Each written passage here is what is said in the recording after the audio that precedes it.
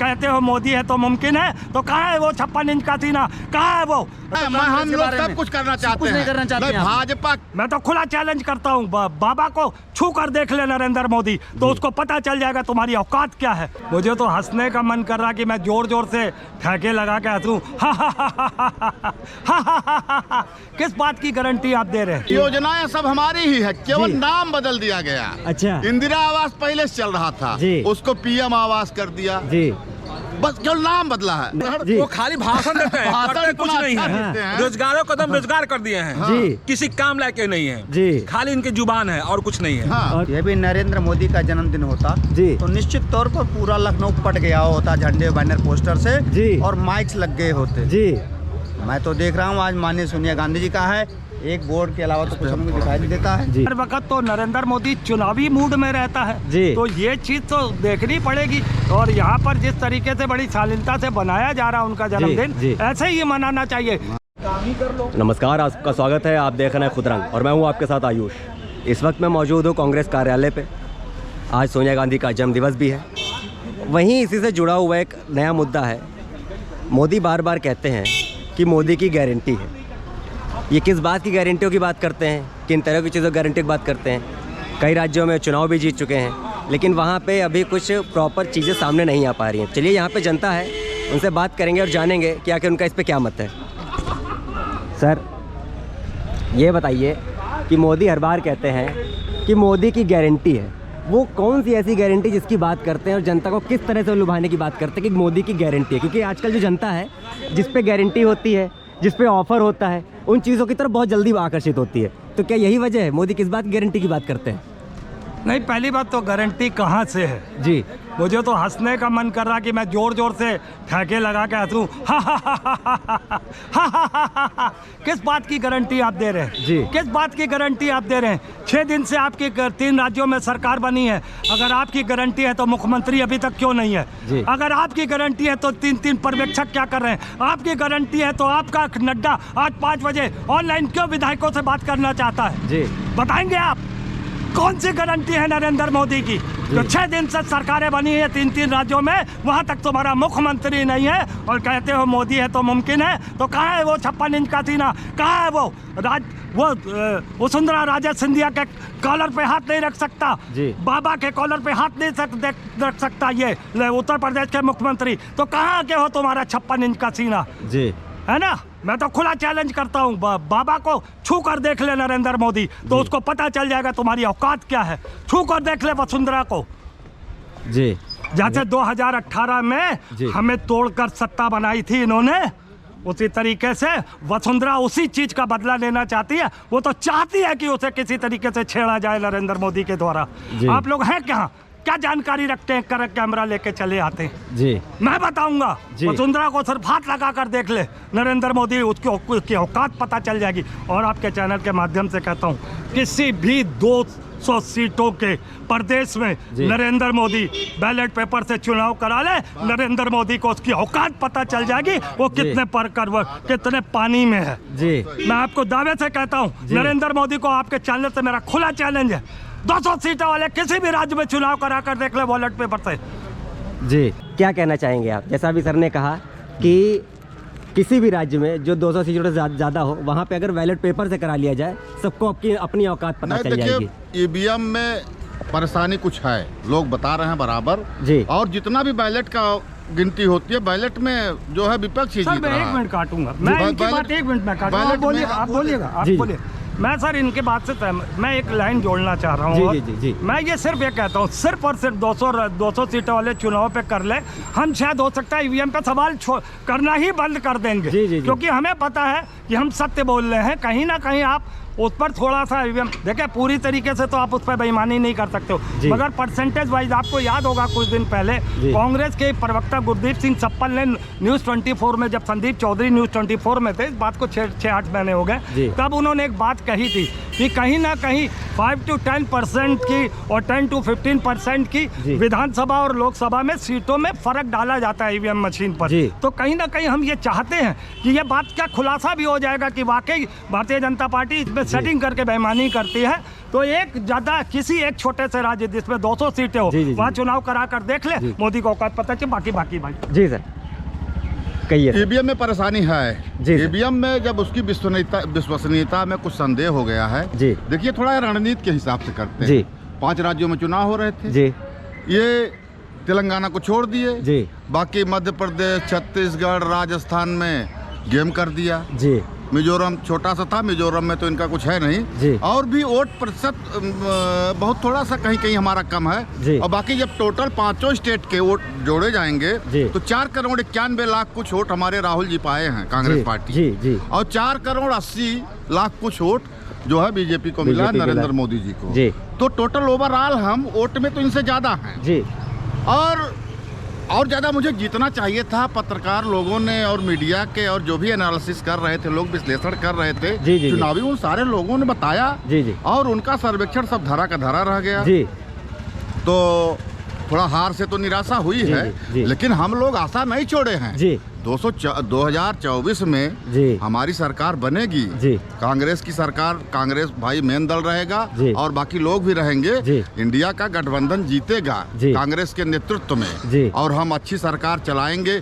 जिस हिसाब से आज इस सरकार में बेरोजगारी, भ्रष्टाचार, अत्याचार, तानाशाही, गाड़ियां चला दे रहे किसानों के ऊपर। एमएसपी के लिए किसानों ने 1 साल तक धरना प्रदर्शन किया। किसी भी मुद्दे पर अगर आप धरना प्रदर्शन करना चाहे, सड़क पर उतरना चाहते हैं, तुरंत इनकी पुलिस रोक लेती है, जो कि लोकतांत्रिक परंपराओं को, जो स्वस्थ लोकतांत्रिक परंपराएं हैं, उनके विरोध में ये सब बातें हैं। उसके लिए अच्छी बात नहीं है। लोकतंत्र के लिए ये लोग खतरा बने हुए हैं। आज केवल ये लाडली बहना योजना, किसान सम्मान निधि और उसको दे के डायरेक्ट वोटर को प्रभावित कर रहे हैं, डायरेक्ट वोटर को प्रभावित कर रहे हैं। और पहले जब ध्यान देंगे, आज हम विकास में आगे हो गए हैं। 70 साल हो गया। धीरे धीरे जब पेड़ कोई लगता है तो फल बहुत दिन बाद निकलता है ना, बिल्कुल। तो धीरे धीरे हम बहुत अब विकसित हो रहे हैं। तो उसमें इन्हीं का नहीं देन है। जो हमारे डॉक्टर मनमोहन सिंह जी ने कार्यक्रम शुरू किए, अभी तक वो फिलअप ही नहीं हुए हैं। इन्होंने कुछ नया नहीं किया है। अब ये पंडित जवाहरलाल नेहरू के ऊपर आरोप लगाते हैं। अरे उतना बनिए तो 11 साल जेल में रहे पंडित जवाहरलाल नेहरू, 12.5 साल करीब। पंडित जवाहरलाल नेहरू ने, उनके पास जब भारत आजाद हुआ तो 200 करोड़ रुपया था। 200 करोड़ रुपए में 196 करोड़ देश के विकास के लिए उन्होंने दान कर दिया। कांग्रेस का जितना भी ये संगठन, स्वतंत्रता आंदोलन का जो भी चला, पंडित मोतीलाल नेहरू के आवास में, आनंद भवन में सारे कुछ कार्यक्रम बनाए जाते थे, और वहाँ 2 तले पे होता था। कुछ हमारे नरम दल के थे और कुछ गरम दल के। तो नरम दल का अलग होता था, गरम दल का अलग। सारा कुछ आप जब आनंद भवन, मैं इलाहाबाद यूनिवर्सिटी का पढ़ा लिखा हूँ, तो वहाँ सब कुछ दिखाई पड़ता, सब लिखा हुआ है। इसे मैं कहूँ कि जैसे बीजेपी की जितनी भी योजनाएं हैं, वो कहीं ना कहीं कांग्रेस की जो पुरानी योजनाएं हैं, उन्हीं के भरोसे चलती चली आ रही है। योजनाएं सब हमारी ही है, केवल नाम बदल दिया गया। अच्छा। इंदिरा आवास पहले से चल रहा था, उसको पीएम आवास कर दिया, बस केवल नाम बदला है। राजीव गांधी ग्रामीण विद्युतीकरण मिशन हमारा चल रहा था, दूसरे नाम से कर दिया। राजीव गांधी ग्रामीण शुद्ध पेयजल मिशन हमारा चल रहा था, उसको दूसरे नाम से कर दिया। तो कुछ नया इन्होंने नहीं किया। वो खाली भाषण देते हैं, करते कुछ नहीं है। रोजगारों को तो रोजगार कर दिए हैं, किसी काम लायक नहीं है, खाली इनकी जुबान है और कुछ नहीं है। और कुछ नहीं है, और कुछ नहीं। देखिए, भाजपा अपनी बात पहुंचाने में आसान होती है। अभी नरेंद्र मोदी का जन्मदिन होता तो निश्चित तौर पर पूरा लखनऊ पट गया होता झंडे, बैनर, पोस्टर से, और माइक्स लग गए होते। मैं तो देख रहा हूँ आज माननीय सोनिया गांधी जी का है, एक बोर्ड के अलावा तो कुछ हमको दिखाई नहीं देता है। जब सरकार की योजनाओं का नाम वर्तमान सरकार बदल दी कांग्रेस का, तो इस बात के कितने लोगों ने आंदोलन किया? क्यों नहीं सड़क पर उतरते हैं? ये जनता को बताने में अक्षम है। ये क्यों नहीं जनता को बता पाते इस बात को कि जो है हमारी योजना ये थी, हम नाम हो गया, क्यों नहीं बता पाते हैं? आप देश के लिए कुछ नहीं कर सकते। जिस देश जेल जाने के लिए, लाठी खाने के लिए, जिस जवाहरलाल नेहरू की बात करते हैं, 11 साल जेल में रहे, वो 11 साल जेल रहे, और आते दिन जेल जाने के लिए डर रहे हो कार्यकर्ता। आप क्या कार्य करोगे? आप क्या कार्य करोगे? बनो नेहरू जी जैसा बनने की कोशिश करो। हमारा हर मुद्दे पे हमारा आंदोलन होता है। जैसे आज सोनिया जी का अभी भाई साहब ने कहा कि जन्मदिन होता किसी का तो आज हमारी त्याग तपस्या और बलिदान की प्रतिमूर्ति श्रीमती सोनिया गांधी जी का आज जन्मदिन है। इसलिए हम लोग यहाँ पर आए हैं खास करके। जैसे 31 अक्टूबर को भारत रत्न श्रीमती इंदिरा गांधी जी की हत्या कर दी जाती है और उसी दिन हमारे लौह पुरुष सरदार वल्लभ भाई पटेल जी का जन्मदिन। जी। तो सरकार की तरफ से जो कार्यक्रम आते हैं विभागों में या विद्यालयों में, उसमें केवल कहा जाता है सरदार पटेल जी की जयंती मनानी है। आखिर इंदिरा गांधी जी की पुण्यतिथि मनाने में इनको क्या परेशानी है? क्या परेशानी है इनको? क्या था, वर्तमान देखा जाता है, दुनिया पीछे भूल चुकी होती है। 10 आप जाएंगे तीसरी पीढ़ी पहले, अपने बाबा को आप नहीं जानते होंगे, ग्रैंडफादर को नहीं जानते होंगे, उनके बारे में नहीं जानते हो, जान करके भी आप कुछ नहीं कर सकते। आपको वर्तमान में जीना, भविष्य की चिंताएं करनी है। ये कांग्रेसी नेता, कांग्रेसी कार्यकर्ता जितने हैं, कितने लोग उस दिन निकल करके बाहर हो इंदिरा जी की जो है पुण्यतिथि मनाते हैं, कितना झंडा बैनर पोस्टर उनका प्रचार करते हैं, कितना उनके कार्यों का विस्तार करते हैं, ये बताए कोई? हर जिले में, हर ब्लॉक पे, हर जिले में, कार्यालय में आप मना लोगे, सड़क पर इंदिरा जी का मनाया जाता है। ये गलत बात है, आरोप नहीं लगाना चाहिए। नहीं, सड़कों पे हम उतरते हैं बराबर, हम बराबर उतरते हैं तो हमको जेल भेज देता है, पुलिस लाठी चलाया जा रहा है। यहीं से कार्यक्रम होता है, यही बैरिकेटिंग लग जाती है, आप देखते होंगे, और आगे नहीं बढ़ने देते हैं। कांग्रेस से ज्यादा संघर्ष करने वाला कुछ नहीं। मैं अम्बेडकर नगर से हूँ। 2004 में अम्बेडकर नगर जिले को मुलायम सिंह यादव जी ने समाप्त कर दिया और हम लोगों ने आंदोलन किया, एक जिला समाप्त कर दिया। मायावती जी ने जिला बनाया था और हम अम्बेडकर नगर के हैं, तो जिला हमारा समाप्त कर दिया गया। मैं यूथ कांग्रेस का जिला अध्यक्ष था और मैं तब पेशे से एडवोकेट था, तो मैं टीचर हूँ। हम लोगों ने आंदोलन किया, 4 मुकदमे हमारे ऊपर हैं। 7 क्रिमिनल अमेंडमेंट एक्ट सहित अभी तो हमने जमानत कराया है 22 साल बाद। हम लोग देश के लिए, और ऐसा नहीं है, हम हमेशा जनहित के मुद्दों पर सजा हो जाए, फांसी हो जाए, उससे नहीं मतलब है। हम जनहित के मुद्दे के लिए आंदोलन बराबर करते हैं, कई बार, और करते रहेंगे। और हमारा गौरवशाली इतिहास है। इस देश को आजाद कराने से लेकर इस देश को बनाने तक, जहां सुई नहीं बनती थी, आज हम चांद पे और सूर्य पर पहुंच रहे हैं। इसरो के माध्यम से हमारे वैज्ञानिकों ने, हमारे डॉक्टरों ने, हमारे इंजीनियरों ने जो काम किया है वो पूरी दुनिया में आज फैला हुआ है। ना कि 10 साल में इस भूमंडलीकरण में कहना है कांग्रेस का हाथ बड़ा रहा है। बिल्कुल, देश को आजाद कराने से लेकर और आज यहाँ तक पहुँचाने तक में ये केवल संस्थाओं को बेच रहे हैं, ये केवल संस्थाओं को बदनाम कर रहे हैं। ये सबसे बड़ी कमियां हैं। ये अपनी कमियों को छिपाना चाहते हैं, ये जनता के मुद्दों पर बात नहीं करना चाहते हैं, ये फालतू की बात किया करना चाहते हैं कि वो लोग बेच रहे हैं, ये कर रहे हैं। आप ये बताने जा रहे हो, बेच नहीं रहे तो क्या कर रहे हैं भाई? बेच रहे हैं, अगर बेचे ना हो, IPO आ रहा था, आपने सेबी के खिलाफ आप क्या करके NSDL के सामने क्यों नहीं आपने अडानी को न दिए हो? कुछ नहीं करना चाहते हो, जो मैं कह रहा हूँ बिल्कुल नहीं करना चाहते। हम लोग सब कुछ करना चाहते हैं। भाजपा के लोग केवल अनारगल पलाप और केवल द्वेष फैलाना, हिंदू मुसलमान करना, देश के लिए इनके पास कोई समय नहीं है।